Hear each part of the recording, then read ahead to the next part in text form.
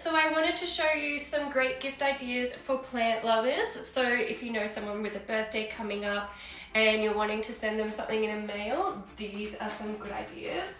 So we have this Gardener hand cream and hand soap. They both have a lemon myrtle and banksia scent, which is really nice.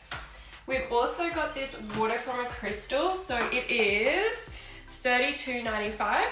You just fill it up with water and pop it in your plant while you go away, and then it disperses the water.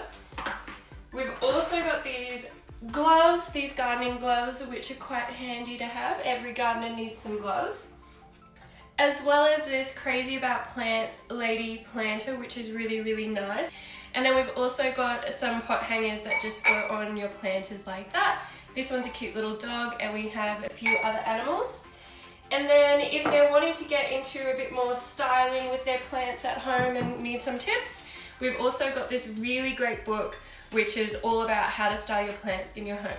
So that's just a few gift ideas that you could give your plant loving friend, and you can find them all at www.spoilt.com.au. See ya!